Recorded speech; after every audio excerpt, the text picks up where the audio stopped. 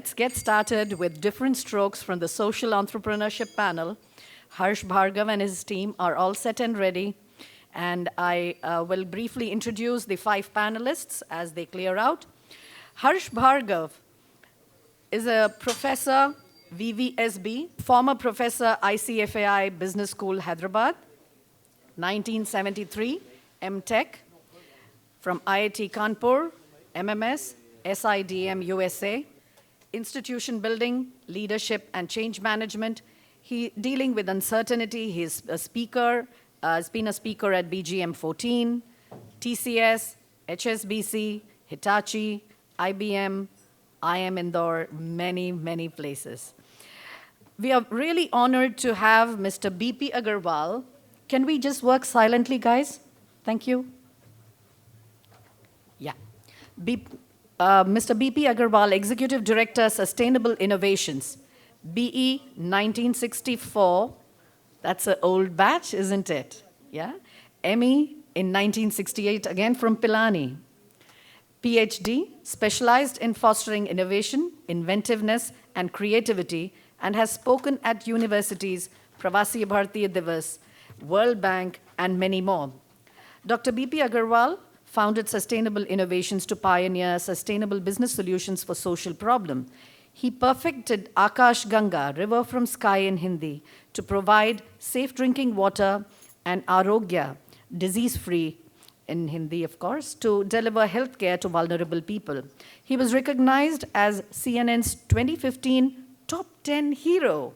He is the also recipient of 2010 Energy Globe World Award, 2007 World Bank Development Marketplace Award, and we are really honored to have him as one of the key panelists in the Different Strokes Social Entrepreneurship panel.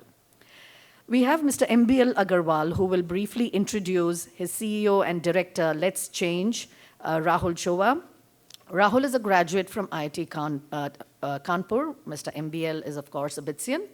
Ajay Chaturvedi just made a dash into Dubai last night, and he's with us. He's the founder of Harva. He's done his MS MBA Cs and at Wharton UPenn, spoken at World Economic Forum, TED, Pechakucha, BITS, IITs, IIMs, what haven't you covered? Yeah, you've spoken everywhere, and we really look forward to listening to what he has to say and how far Harva has gone since the last BGM. We have Raghu Rajgopal, who is the co-founder and CEO of Datri Blood Stem Cell Donations Registry. He did his ET, which is Engineering Technology from BITS, joining year 1987, specializes in social entrepreneurship. So in this particular order, please come and take your seat. Harsh Bhargav, please put your hands together to have the different strokes. BP Agarwal, MBL Agarwal, you can just come here whenever I call you. Rahul Chova, Ajay Chaturvedi, Raghu Rajgopal, please welcome them on stage. Harsh, I leave it to you from here on. Yeah, thank you. Good morning, ladies and gentlemen. Allow me to be here and not on the rostrum. We are all Bitsians, so my question is, so what? So what? So many of you will say, we come from the best village. We got best of the jobs. We are CEOs. We are entrepreneurs. So what? So in life, this baggage, where we come from, what we have achieved, I think we need to leave it behind. And what Zareen told us, the real pleasure in life comes not from your success, but success of others. So thank you, Zareen, for giving us that clue. Right. So thank you very much, our eminent panel. Raghu from healthcare, I just wanted to give you the landscape of social entrepreneurship that we are going to cover. Chova from education, Bipin from Bhagwati from sustainable innovations, which is environment, water, and of course, Ajay, livelihoods, and many other aspects. Giving. This is the year of giving as declared by UAE. I don't know how many of you read that in Gulf News last few days. And giving does not mean charity, though one of the panelists is going to talk about an online giving portal. But what I would like each one of you to take back, that giving is not merely signing a check, that is actually running away from your responsibility as a citizen. How many of you have been giving donations in last, say, 1 to 3 years? Just raise your hands. And these guys, please carry a guilt with you when you leave this panel. Why? Because this is the easiest thing we can do. What we need from each one of us is our time, our talent, our energy.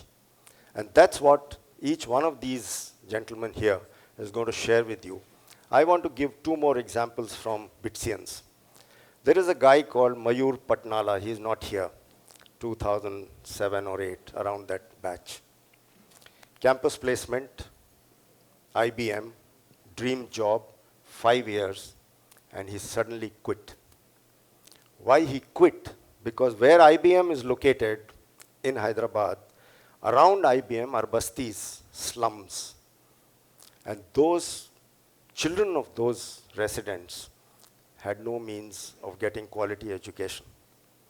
So Mayur Patnala gave up that job, and hats off to this guy, set up a school for children of these basti residents. Started off in a small way, and today, these many years, he's been able to make difference in the lives of at least about 1,000 people around that. How did Mayur do that? Mayur saw 2 years later, another applicant for BITS who could not afford to pay the fees at BITS Pilani. Mayur galvanized and made sure this guy went to BITS. No names. That guy is an entrepreneur in the domain of unboxed cell phones and a very niche area in Hyderabad. When this guy succeeded in his business, the first thing that he did was to help those underprivileged children to take their life forward. Example 1. Example 2. Just outside our campus, we have a small building called Pilani Resource Center. Now, not the guys who have set up, others who have visited Pilani in last 10 years, raise your hands who have been to PRC. Not the guys who have set up, right? 5 hands went up. And that's shame on us. Because this is a unique effort by the alumni in giving back, not just the check. These guys have made difference in the lives of, I don't know, about 1,500 people. Maybe QA time, we'll invite them to share their experience. So giving is not signing the check. And this is what I wanted to set the pace, and then we would call upon. So we start with Raghu from the healthcare, because Zareen told us health is most important in our lives. So over to Raghu. Thank you. Good morning, friends. My name is Raghu Rajgopal, 87C5, PS 600. In BITS, I did not do much from perspective of technology or engineering. Though, and in terms of biology, my exposure to biology was the general science bio course that I attended, which Dr. Sandhya Mitra was teaching. After BITS, I went to the US for about 13 years, had my entrepreneurial experience there, worked with IntelliGroup, Seranova, then started a software company called Aikigo, then sold it, and then started working with Swift Response, a call center. And then while doing all this, I came across a friend, his brother's fiancé, who was suffering from blood cancer. And they couldn't find a match in the United States because the registry in the US had Caucasians and African Americans and people from various different ethnicity, but the Indians were very poorly represented. So we ran a campaign in several places in the United States, and we added about 10,000 Indians to the registry in the US. And then this girl, she found a match in London after that. Then she's doing really well. This has been more than 13 years now. So when I came back to India in 2005, I wanted to do something in the space of healthcare. And what I found was there was no registry in India to really help people suffering from blood cancer and thalassemia.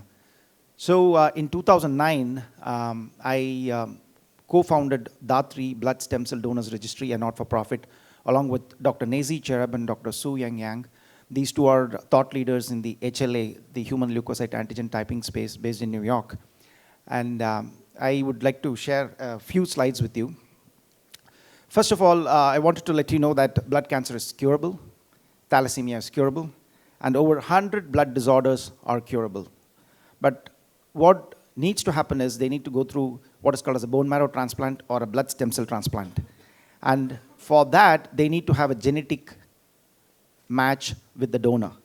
And the patient has only 25% of chance of finding a donor from within the family. So that is why a registry is required. So HLA is a marker on the gene. It's the biological identity of a human being, like how you have your name and how you have a physical appearance. HLA, human leukocyte antigen, is the biological identity of the human being. It's a marker on the gene.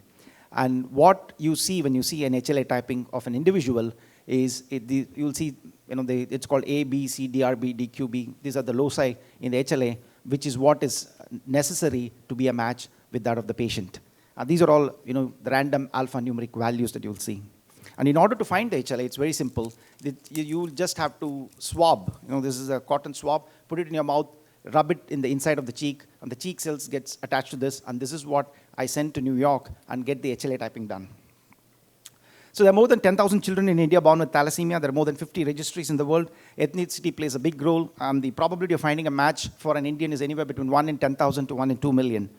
So we've got about 173,000 plus donors in India, Dubai, few people in Tokyo and Nepal. We are spread across the country. Datri means donor in Sanskrit. Data is donor. We started this in 2009, as I said. And how to become a donor, you fill up an application, you sign a consent form, and then we take the cotton swab, the cheek cells, and then send it to the lab for doing the HLA typing. So when the patient goes to the doctor and is diagnosed with any of these rare blood disorders, they first look for a match in the family, and if they can't find a match, they come to a registry like Datri. So we are all connected across the world through what is called as Bone Marrow Donor Worldwide, which is based in Netherlands, where we send the HLA typing of each individual there without revealing any identity with just an ID number. There are more than 30 million registered donors in the world. And in India, sadly, the Datri has got only 175,000 donors. There are two ways to donate. One is through what is called as a peripheral blood stem cell donation, where the donor goes through a master health checkup and takes an injection, which is called as the GCSF for 5 days, and then donates blood stem cells through an outpatient procedure in a blood bank. This is how it happens, and it's collected in this bag. The blood stem cells looks red in color because they are the ones that produces red blood cells, white blood cells, and platelets. And you see the box there. The box is where we put the blood stem cells and carry it and give it to any patient anywhere in the world. The other way of donating is bone marrow, which is an inpatient procedure. People in India don't prefer that. Just a quick story about one girl called Jinal Patel. She was a postgraduate student in Ahmedabad. She registered with Datri. As I told you, registering is a very simple process. And then she was found to be a match after 1 year. And then we go and ask her, you have to help a patient, a 17-year-old boy, who is suffering from blood cancer. Then she says, I need to check with my parents. So she goes and checks with her parents. Her parents invite us to come and explain to them the procedure. So I can't speak Gujarati. My Hindi is also very bad. So we have to take an interpreter. I go there along with them and then explain the whole process. And then they say that they want to talk to their family physician. The family physician doesn't know anything about it. So the family physician, we have a conversation and we introduce him to an hematologist in Ahmedabad, and then he explains the whole thing to him. And then once he understands, he says, okay, you can go ahead. While all this was going on, Jinal gets engaged. She says, I want to check with Himanshu, my fiancé. So we go and talk to Himanshu. So Himanshu says, Raghu, this is great, but you know what? Ours is an arranged marriage. You come and talk to my parents. So we go talk to Himanshu's parents. Then once we go to the parents, Himanshu's parents tell me, you know what? We belong to this Luva Patel community. we need to check with the Patel community leader, Mr. Prahlad Bhai. So I go meet Prahlad Bhai. And then finally, she donates. And there are 25 people waiting outside the blood bank to see if she's going to come back without any problems. And the person she saved is Ankit Wagasia. He's doing very well now, 20 years old. He's recovered well and back to school. So there are many stories like this. This one guy, Gopal Vachani, he's into life insurance, based in Dubai. There are 6 donors who donated from Dubai. Actually, they traveled to India and they donated. And he donated to this girl called Nirali Atul Kumar.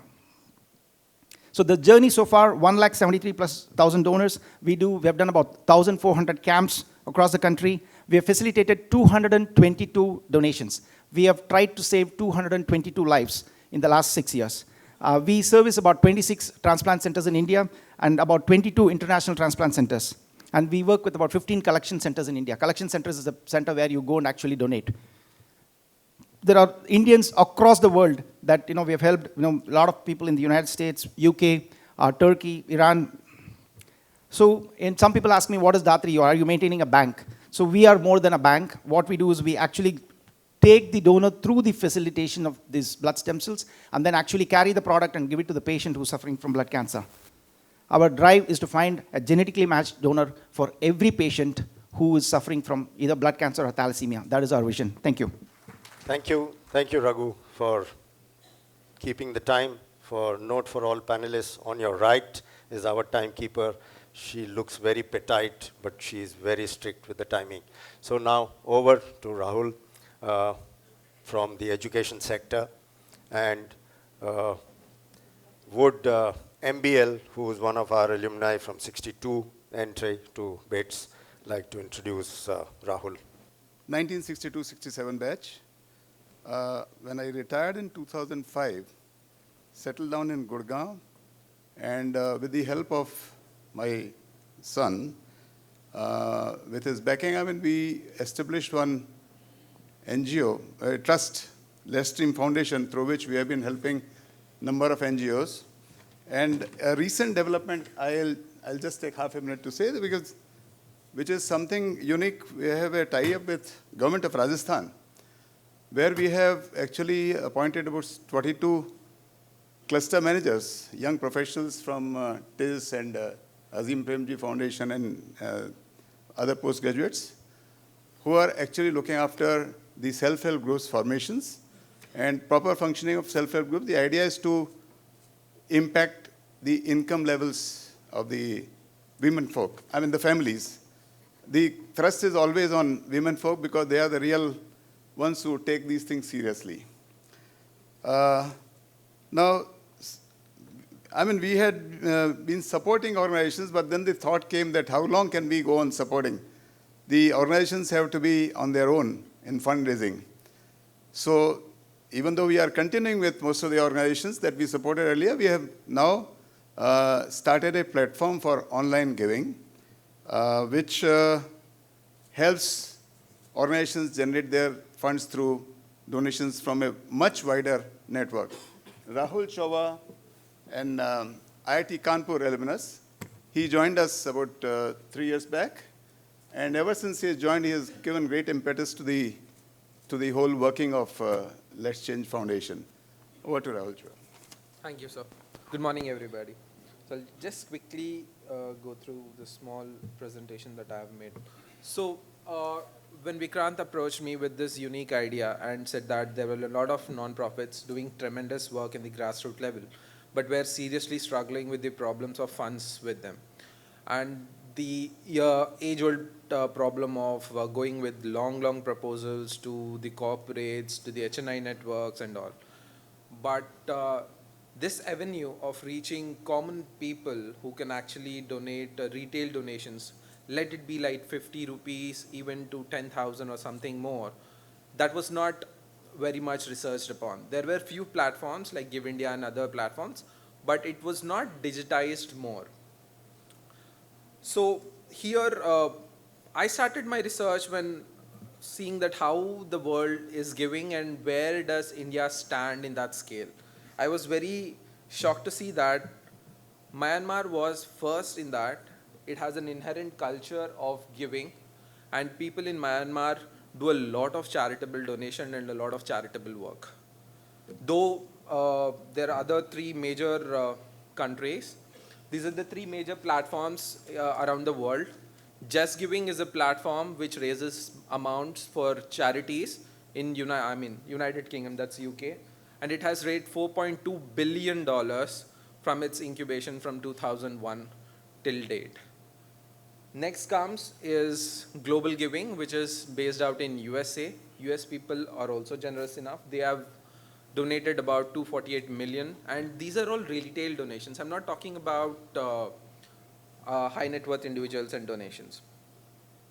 But how about India? Yes, we do have a very good culture. 84% of our population give. But you have to see that 72% of that are religious in nature. 72%. 84 is a big number, it's a very good number. 72% are giving it, I respect all the sentiments, but it goes to temples, church, mosques, and all those things. And it turns out to be gold or whatever it has to be. So 12% though is a very good number. I should say it goes to the charitable purposes, all the charities that are struggling in India. But what we saw is that what was the problem that people don't donate to the organizations which are really doing great work in the grassroots level. 52%. This is the research done by Charity AIDS Foundation. They are a very well established forum which help the non-profits across the world. They have done a special research for Indian non-charities also. So 52% of the donors say that there is a lack of information or transparency, and they don't know whether which organization is genuine, whether the amount is reaching to the beneficiary or not. And at the same time, charities really struggle nowadays to get more and more money. So how can it be solved? See, digitization has spread across. We have been spending huge amounts in online transactions, be it Flipkart ka one-day sale, that big sale where India spent about 300 crores in a day or something like that from the past 3 years. But non-profit sector is one sector where NGOs, because of very small resources, could not research much about the digital behavior of donors, and they could not know how the user experience should be so that they can solve this and explore and get more and more donations. So thus we have started this organization called Let's Change, where our vision is to revolutionize giving in India, connect donors to the most disadvantaged via a simple, social, and trusted online service, and engage nonprofits and its donors with really good content, video narratives, and powerful stories that they have really done at the grassroots level. So we have started in 2014 the basic website or the basic product. We are not charging any fees. It's a 0% transaction fees. So any donation on a platform directly goes to the charity and nothing is being charged. So the exact idea is that instead of just giving one organization the money, the amount is being spent on the processing all the transactions and also the office work of Let's Change, and help 10 times the money that are put in Let's Change to be generated and give it to all the charities which are registered on Let's Change. So, but this was not enough. After 1 year, we realized just collecting online donations was not enough. People loved the idea, people gave donations, but they just wanted to do more. When Mr. Hirsch asked me that, is it enough that just we are giving donation or we are just giving a check to the charities? No. In today's world, we can do more. We need to inspire. We can reach our social network. We have social tools like email, Facebook, WhatsApp, Twitter. Okay, I have to just rush in here. The thing is this: India is a it works on peer pressure. It works on trust that is generated through our peers. We don't trust any ad, but somebody coming us and saying that this is a good product, then we say yes, we'll do that. That's how we started this fundraising tool, where we say that if I know an NGO and I'm already donating, let's say 10,000 rupees, instead of just giving 10,000, I will reach out to my network and say that, yes, I am donating 10,000. Why don't you guys put in some more money so that this 10,000 increases to, let's say, 50,000. And Yeah. this really worked. Rahul, request you to kindly Okay. wind up. Yeah. Sorry. So the first charity we helped was Bhumi. Bhumi started off with a minimal budget of 25 lakhs in the year 2011.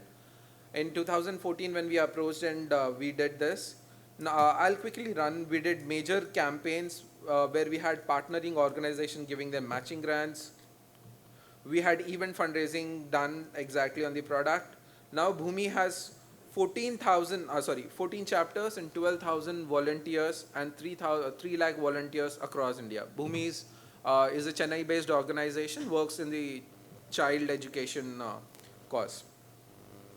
This was one of the biggest achievement, we would say. In less than 15 days, when Chennai had floods, with the help of Amazon and Quicker, we could raise 1.5 crores from more than 5,000 unique donations. And all this happened in 15 days. And all this were retail. Okay, I'll just do that. I can skip this. Okay. So how can you guys help us?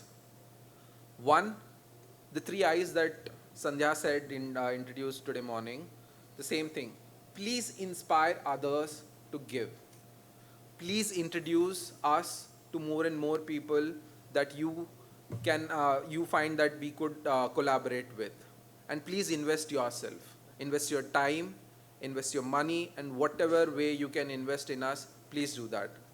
Thank you very much.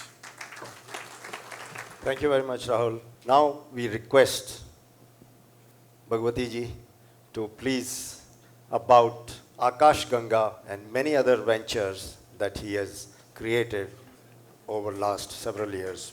Let's welcome. Okay. Sandhya believes that I am a magician. So what the challenge she gave me, BP, you consider yourself an expert in sustainability. So here is my challenge. I am going to randomize your slides and would like you to start from the slide, the randomized slide. And so this is the slide. So the top slide where I really wanted to start, they are all randomized. Let's start with this one.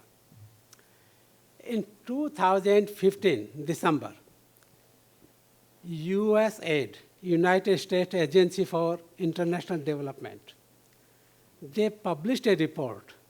The report said, our development model has failed. Amazing confession, admission by US agency that spends close to $350 billion. What do they cite? They started a program in Africa called Water Pump. It spent more than $1 billion. After 7 years, everything went up in smoke. Not a single pump is working. There's another organization called Unorthodox Philanthropy. What they threw a challenge, the impact of social enterprises, philanthropy, charitable giving over the years has been tiny in proportion to the amount of money being invested. So we are looking for a model for charitable giving, philanthropic ventures. That's why unorthodox philanthropy. Then comes Rockefeller Foundation. They created a program, 100 and change. Okay, we will give you $100 million if you can find a program that will make a change. So the whole landscape of charitable contributions, philanthropy is changing. One thing they concluded, that the model of charitable giving does not yield results. Programs don't scale up. As soon as the money faucet dries up, the NGOs will leave, the programs will fail. That's where the idea of sustainability started. In 2006, I thought of Akash Ganga, a rainwater harvesting program. At that time, I knew nothing about sustainability, what it means. Then one day, I was in Sardarpura, a village about 25 kilometers from Pilani, where if you can give 3 gallons of water, the people will think you are God's gift to mankind. That's how scarce water is. Now I go to Sardarpura. It was early morning. The first rays of sun were just coming out. One lady was offering water to a peepal tree. We worship trees. And on one leaf of that peepal tree was a single droplet of water. The first rays of sun struck it. As I walked by, the sun ray, exploded into multiple colors. At that time, it dawned on me that sustainability has multiple colors. What are those? We can talk about economic sustainability, that's what usually we think of. Then we have social sustainability, political sustainability, legal sustainability, institutional sustainability, technological sustainability, operational sustainability, keep on going. Those are the colors of sustainability. One single beam exploded into multiple colors. Given our time, I will narrate 2 or 3 stories. First, let's take away. When we went to the villages, my aim was people should contribute. So I go to the villages. What happens? Everyone tells me water is a cause, charitable cause. Are you going to charge for water? We are poor people. We have nothing to give. It's government's job to provide water. So I failed. Not a single individual was willing to contribute even 1 rupee. We came back. Okay, we need to change our own thinking. So we thought through, went back. This time, it was amazing. We told people were willing to give us 30,000 rupees per house. The guys who were not willing to give even 1 rupee, now they were ready to give 30,000, 40,000 rupees per house. What happened? We went there, and our model was we are going to acquire rainwater harvesting rights for every individual. So we went to the house. Okay, we are willing to pay you 1,000 rupees per year if you will rent your roof to us. And the only rights we will have is to collect rainwater. That's all. People thought it's a free money. It will rain, the water will run away. Why don't I take this money? Wonderful. When we started the program, then it dawned on them, if BP takes all this rainwater, what would we drink? So they said, sir, we also want water. I said, fine. Why don't you do this way? Half the rainwater is yours, half the rainwater is mine, half the cost is yours, half the cost is mine. Because, well, that's pretty fair. And to us, a single village cost us $120,000. But that will provide water for 25 years. So the individual house will cost about 70,000 rupees. And we built a reservoir for 25,000 liters. We built a community reservoir which may be like 1 million liters. So the people signed up because now they thought they are getting money from me, not giving me the money. That's enterprise innovation, sustainability. I thought the problem will end there. Now, just keep track of time. I will keep the stories short because there are 7. Another thing, we are a society that is rooted in tradition. When someone says ancient tradition, what's the first image does it conjure in your mind? Agent of inertia. Traditions are agents of inertia. Traditions don't let a society move forward. Traditions are anchor that tie a society to the past. Traditions sap agility. Those are the typical images we conjure of. Did it ever occur to you that traditions have monetary value? You can monetize them.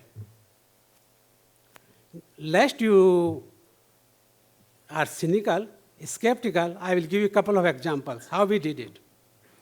There's a tradition in Rajasthan and most of the northern India called Jalwa Puja, water worship.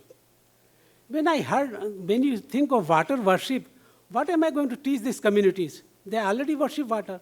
That means they already know how important water is. So I said, forget about it. I need to learn. So the wells have dried up. So what we offered the mothers newly, okay, you come and worship at our reservoir. When they come, we give them laddu. They feel elated. Then we ask them, okay, here are the 10 things that you need to do for us. And the 10 things were designed so the water does not get contaminated. There are no mineral contaminants, there are no chemical contaminants in the rainwater, but bacterial, because they have cows, they have goats, and usually the cow dung gets mixed with water. So I thought if I can prevent that water doesn't get contaminated, then I can reduce all the cost of treatment of water. That's how you convert a tradition into an asset. Another example, in Western culture, everyone wants to look youthful. Ladies will have facelift, wrinkles get free, so we want to be youthful. But in India, it's the other way. We want to look old. Just think the way we celebrate the birthday. In US, when you have completed 2 years, then you call yourself 2-year-old. In India, the moment you come 1 year, I'm 2 years. So we want to look good. So the age commands respect there. I go to the village age.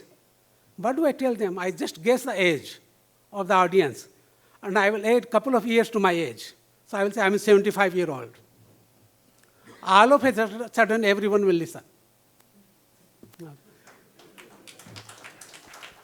Now, how do you convert that into monetary value, the tradition? So what we did was, when we do the foundation laying in a village, we have made a principle, we will not invite any dignitary. We will not invite any political leader. The only people we invite is the oldest person in the village and the youngest person in the village. So in one village, Parsaram, Lasedi was the village, Parsaram was 85 years old.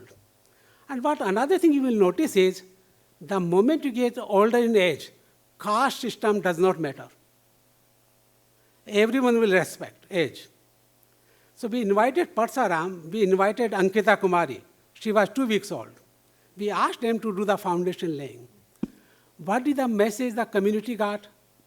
Water bodies are a heritage that is being passed from one generation to the next generation. So the operational issues were taken care of. Now we wanted the local government to contribute. Again the same, the Sarpanch will tell us, I don't collect any taxes, I don't have any money to give you, regular thing. But we were not willing to accept that. So I told this guy, Sarpanch, I said, suppose if I tell you, you have something that you can give me, would you give me? Okay, well, tell me. I said, you want to provide water to your people? He said, yes. So, okay, well, then this is what you can do. Would you give me 10,000 square meters of land in the village? Would you believe they gave us the land? First time in the history of India that an NGO got land from a local government. You think that should be the end of the story? We got the land. As soon as we got the land, we wanted to put a fence around it. All of a sudden, there was a riot. This land belongs to me. This is for the graveyard. 10 people came forward. Our partner, Bits Pilani is my partner. Dr. Rajiv Gupta is the one who did the engineering design. So they call me, because sir, there's no way. I'm sitting here in the US. So I called the chief secretary of Rajasthan, whom I have never known before. And I said, look, I need your help. So he was quizzical. Who is this guy calling from the US whom I don't even know? Well, we many times think of bureaucrats as if they are anti-development, as if they are unwilling to take any risk. That's a general image. Did we ever understand why do they behave this way? What are their compulsions? So I made this chief secretary, DC Samant, in his office first.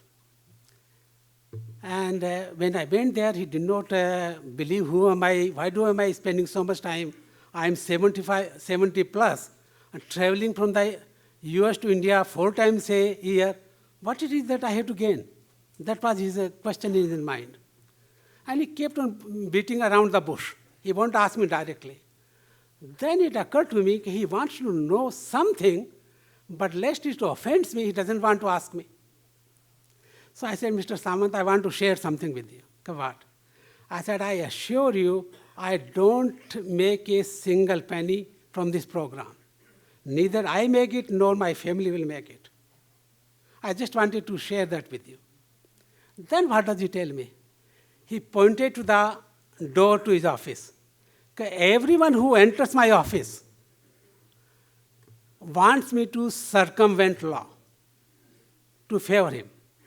So I am always suspicious of whoever comes to my office. Similarly, the guy who is coming here is also suspicious of me. This sir will give me a roundabout answer. He will never do my work. So when there are two parties, both of them distrust each other, how can a program take off? So we thought, gee, I need to win this trust of the people. Not the government, but also of the people. So 2 stories, and then I think we may run out of time. So first was, going back, when we got this land, there became 10 guys who were claiming the land. So I called the secretary. At that time it was M.L. Mehta. So he said, what do you want?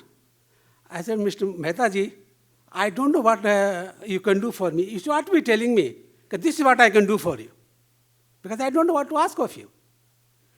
So he said, well, what's the problem? I said, this is the problem. So he said, well, let me think. I said, no, I don't have time for thinking. So I said, who controls the land? Who can take care of? I said, collector can take care of. I said, what's the name of collector? Mr. Data. I said, would you call Mr. Data? Yeah, I will call in 15 minutes. I said, Mehta ji, believe me, after 15 minutes, I will call Mr. Data to check whether you have called or not. So if you don't want to call, tell me right now. Okay. He said, no, you can call. So I said, well, then give me his number. Just wanted to see how serious he is. He gave me Mr. Data's mobile number. I called Mr. Data. I said, Mr. Data, this is who I am, this is what we are doing. He said, Dr. Agarwal, do one thing. Get all the fencing materials, get all the labor. When you are ready, then call me. Mr. Data showed up at the site. No one asked any question. We put the fence. So it's not that the government doesn't want to work with us. We do need to appreciate their compulsions.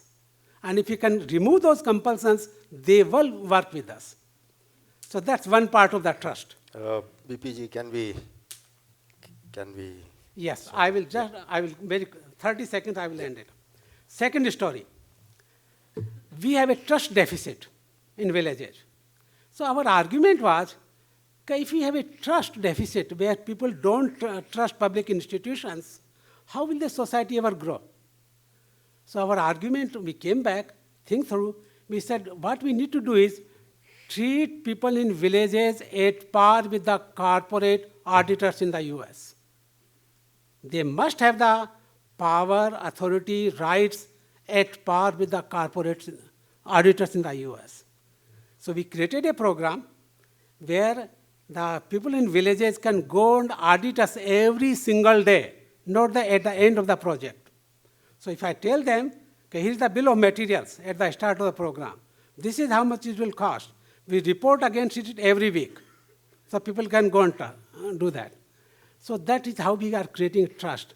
It is our intent that the Corruption that we talk about India, we believe can be uprooted, but not by preaching, not by telling people what to do, but by demonstrating alternative systems. Thank you very much. Thank you very much, Bhagwati. That was very enlightening. And he has his unique way of telling stories which we all need to learn. Taking a cue from him, how many here above 80 years, please raise your hands. 80 years and above. Only one person. Let's give her a round of applause. That's Dr. Sandhya Mitra, who has taught at BITS for a number of years, and her husband was the former director, Dr. C.R. Mitra. Thank you very much, Mrs. Mitra. Yeah. Okay, so now we move to the last speaker for the session. Ajay Chaturvedi, and as Sandhya introduced, has worked in the areas of livelihood. Once again, BITS alumni dreamed job and suddenly gave it up and went to the Himalayas. So let us hear from Ajay his story. Thank you. Very good morning, everyone. Thank you so much for this, wonderful session. All these have been phenomenal, and Sandhya, thank you so much for the introduction, because this was really something that I, strive to make the event for. Yesterday, I was at Mumbai Lit Fest, where I was invited to speak on how the history of India has been distorted. And while it might seem very irrelevant to the topic, but I'll, actually connect the dots for you. It was genuinely a fantastic session, Zareen, that you started with, because the last place that I thought I'd go in a trance is Dubai. This is the indulgence capital of the world. You don't really. So genuinely happened, and I have a lot of stories that I can share, but of course not here. Maybe we'll connect later for that. So for me, it's been a journey, sort of very experiential, and I'll briefly share what I've sort of done in the past 10 years. I was in the US. I recently surrendered my green card as well, and worked in banking, and then suddenly over a period of time realized that there's something massively unsustainable with the way that we're looking at development. When you start traveling India, you start to see the nuances of the country. So in the South Asian region, we are literally half of the world population, and more often than not, we start to confuse the map for the territory. And unfortunately, that map is also not of the territory, that's from somewhere else. So we literally look at some model in the US, then we come here, we try to replicate it, and then we try to scale it, and invariably it fails, right? So even a company like a Flipkart or Snapdeal does not deliver to, let's say, a village called Siwan in Bihar, right? And it's a $15 billion company, right? That is something that's got me thinking, and I thought, why would it not be possible for people to sort of come up the curve? We are 1.3 billion people. Every single company, corporate that you think of, including Citi, the bank that I worked with, has not been able to expand beyond 20% of the population. So literally every business that you know of has only gone about maximum of 200 million people penetration in Indian market, right? So you could go 70 kilometers from Delhi and you'd see that the villages have not developed. I mean, they're exactly the same the way they used to be 70 years ago. And that's what got me thinking. So, in the US, I'd started a farming venture along with my job. And that's where I realized that there is sustainability in farming. So there was a quote that Jim Rogers made in 2009, I think, which said, investment bankers will till the land and farmers will drive the Ferraris. And incidentally, I found myself doing that in 2010.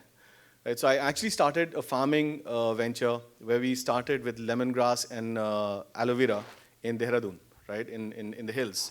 And it worked wonders because, within a matter of a month, within a matter of 6 months, we were able to produce 4,000 rupees per acre per month for farmers at limited water supply. But here's the problem. You can't scale the venture because you don't have capital, but you can't get capital because you don't have scale, right? So Zuckerberg could go to a State Bank of India and do a dharna there, but guess what? He won't get capital because they don't support that model. That's where I got the idea of starting a rural BPO. And I'll keep it very crisp because I think most of you have probably seen the videos. But what my eureka moment was when I saw a woman, basically we were giving a presentation, and this is when I'm talking the confusing the territory for the map for the territory, that you'd watch a NH10, a movie with Anushka Sharma, and you'd think that that's what Haryana and Punjab are. That it's completely, desolate land, wild, wild west. You just go and get murdered there. It's not that, right? It's completely different when you actually touch the ground. So here's a village in Haryana with Jat village, with Khap panchayats, and the women that we were giving presentations to, so there were about 200 men, about 150 women. After the presentation, one woman comes up to me and she was very curious about everything that we talked about the rural BPO. So first of all, we weren't even expecting women. We were surprised enough to see women there. More importantly, there was 150 of them. The first question she had for me was, why does this thing, keyboard in front of me, have QWERTY? Because in school, she had read ABCD. So and she said, she'd love to work with us. And I said, what's your qualification? She'd only studied till 8th grade.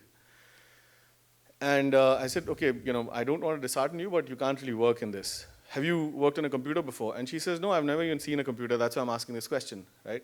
That was my eureka moment, because if somebody can ask a question like that, that itself is, asking the right questions is fantastic.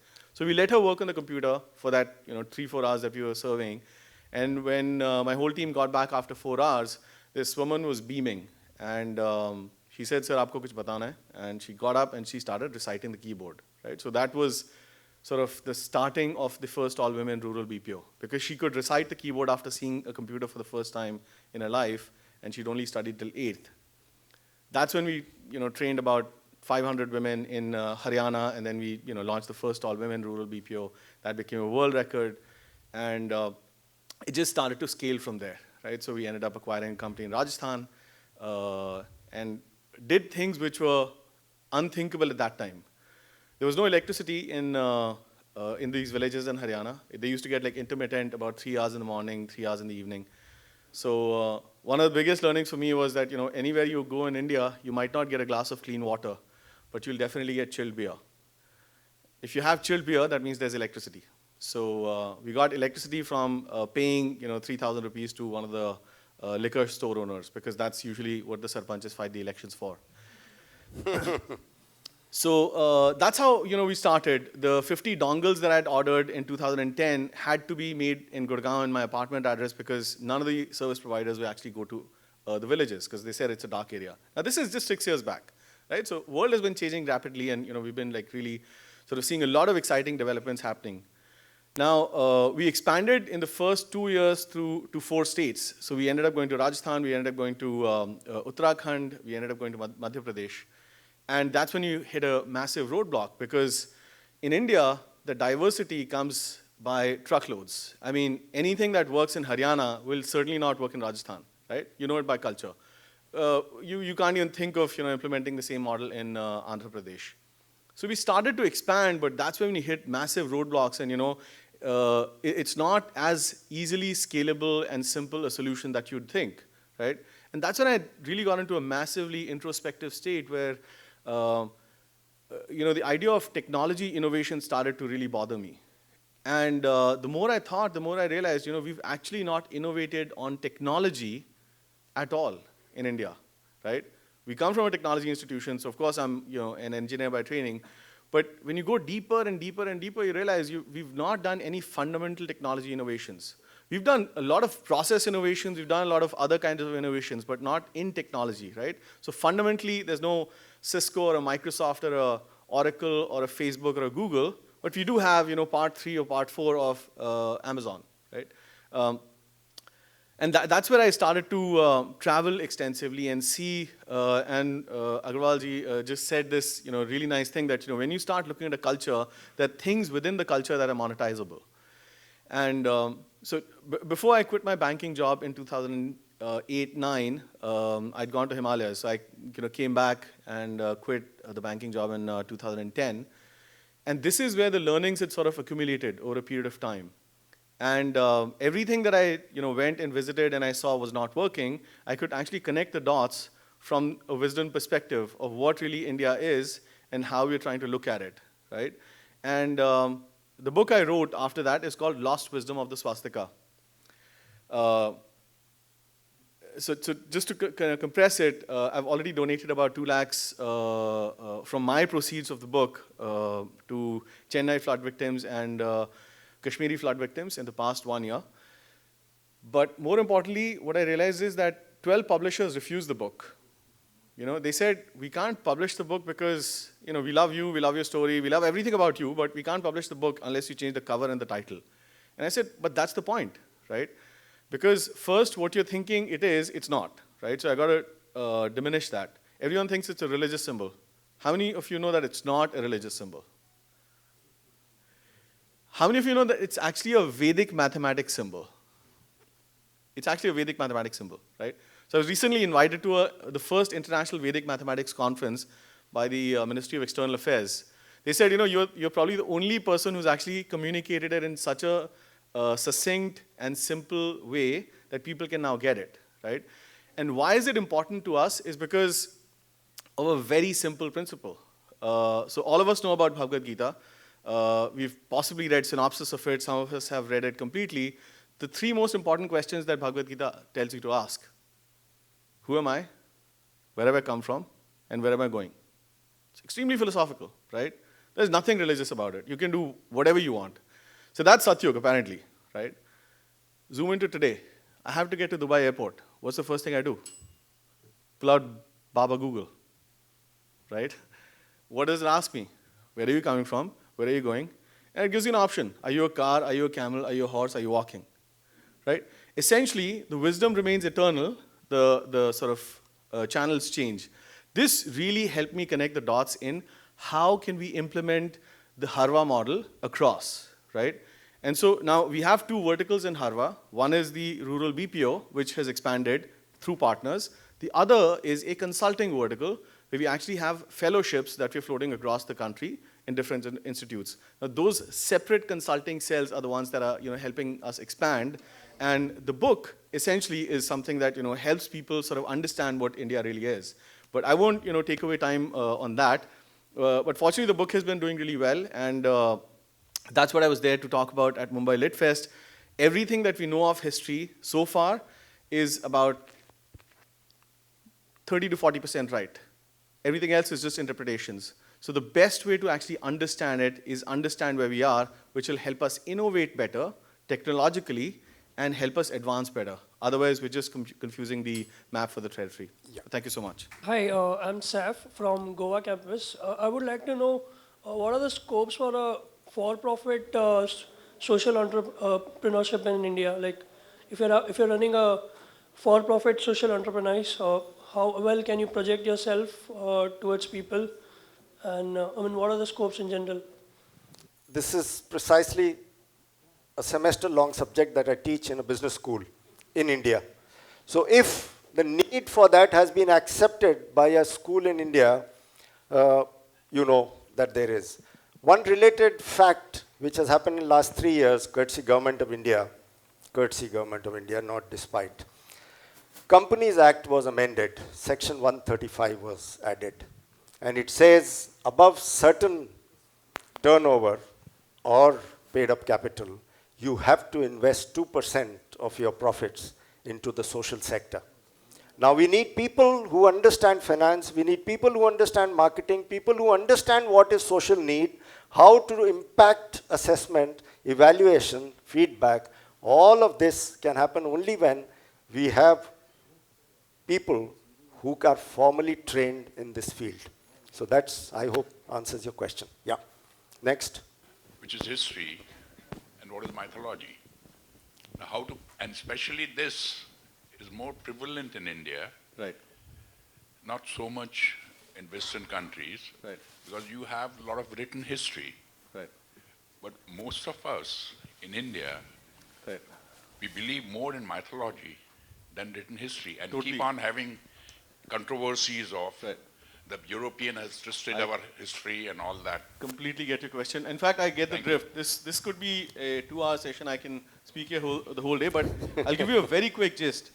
See, the biggest intrusion in history that happened, the reason why I'm so passionate about it is now, is because there are 3 pedestals of Indian history that you need to know, right?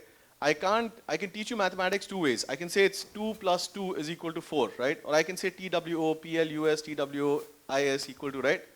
The debate might shift to there has to be a period at the end of it, exclamation or a question mark. That's exactly how it's been distorted. The two fundamental pillars of Indian history, or India, philosophy is swastika, right? And hold your breath. The key is astrology. So I only got interested in astrology after the Nobel laureate in chemistry actually made a statement that astrology is bullshit, right? And I'm thinking, there's more literature on astrology than there is on any other subject. When you start drilling down, and I've done, several articles for Huffington Post and Times of India and Economic Times because they asked me to write it, that the fundamental principle of everything that you know of, the relatability to the environment, for example, time, is based on astrology. The concept of week is based on astrology. So it's not on planets, it's on grahas. So it's Monday and Tuesday, or a Sunday. Sunday is a sun, Monday is moon. So it's not planets. And there's no dearth of 9 planets. So we've got enough planets to have named it. So these were known, right? Now why is it important? Because this is actually known in the culture. So in Hindi it's called Lokovyapi, right? It's there, but it's not in the books. So when you look at something like this, the most critical aspect of connecting to nature is, if you go to a village, you'll realize they do Surya Dhyan in the morning, they do Chandra Dhyan in the evening, and they connect with the earth.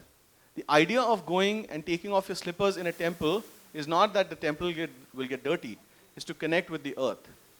The actual time of birth of a fetus is not when the head crowns or this and that happens, and this might seem like a very, the idea is when the umbilical cord is cut, because you get cut from a biological mother to your actual, Mother Earth.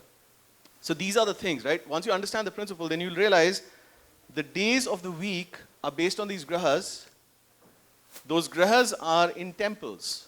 So if you go to a Hanuman Mandir or a Shani Mandir, the 9 grahas that you have are not the 9 planets, but they're the 9 grahas per astrology. There's no Earth.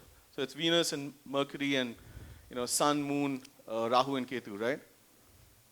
This is where you understand why Saturday is Saturday. This is where you understand why in a village or even in some of our households, they'll say, when you go out, aapki yatra mangalmayi ho. It's not Shanimayi ho, it's not Suryamayi ho, it's not Brihaspati.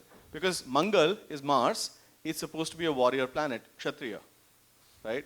The idea of Varna system is the same thing. मैं धर्म से ब्राह्मण हूँ, कर्म से क्षत्रिय हूँ, सेवा से शूद्र हूँ, और श्रम से वैश्य हूँ. Right? That is the basis. Now once you understand that, you'll suddenly understand the idea of history has just been planted as a linear timeline, and this emperor came and this emperor came.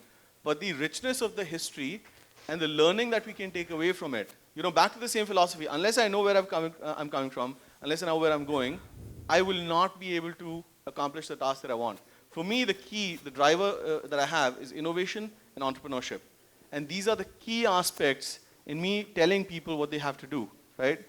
Every college that I go to, IIMs, IITs, whatever, none of these guys have any idea, right? You ask them, what do you want to do? People say, I want to be a next Zuckerberg. Well, you lost the battle already, right? You're already, you're starting out with number 2. So Yeah, I can go on and on, but, Thank you, Ajay. I wish Ajay had Yeah. come yesterday and we had one other interview with you as Yeah. well. So I want you to wait, but thank you, Ajay, for Sandhya, coming before you in. conclude, No, I'm not concluding. Go Yeah, ahead. great. You're the moderator. Great. So please, you continue. No, I just want to the audience, I hope you have taken from the session that we are talking of giving, which is not just charity. We are talking of every person's effort. In this sector, the social sector, if we want to wait for the oceans to boil, then as Dushyant said, Dushyant, are you here? As Dushyant said, we have to wait for those 60,000 years when Lord Shiva is born again. But it is every drop that counts. And therefore, ladies and gentlemen, please do not wait for anybody to ask. Please see what you can do for your nearest neighborhood. It may not be something big. It may be just cleaning the neighborhood. It may be cleaning the classroom. And for all the teachers here, how many times you have entered the classroom and there is litter and you've conducted your session and come back? I never allowed that to happen. Let the class participate and take pride in keeping their classroom clean. one of the easiest things to do. So message, innovation, entrepreneurship. What are the 3 pillars? Very easy to remember. TDS. All of us, income tax department, right? So first, you have to think of an idea, and that's what entrepreneurship is all about. So in social entrepreneurship, what is the social need? So thinking is the first pillar. Great. After that comes doing. How will you make it happen? You may need capital, you may need resources, that's fine. But most important, and what Bhagavati pointed out, is sustainability. So T, D, S, and then you can never go wrong. Thank you very much for your patience.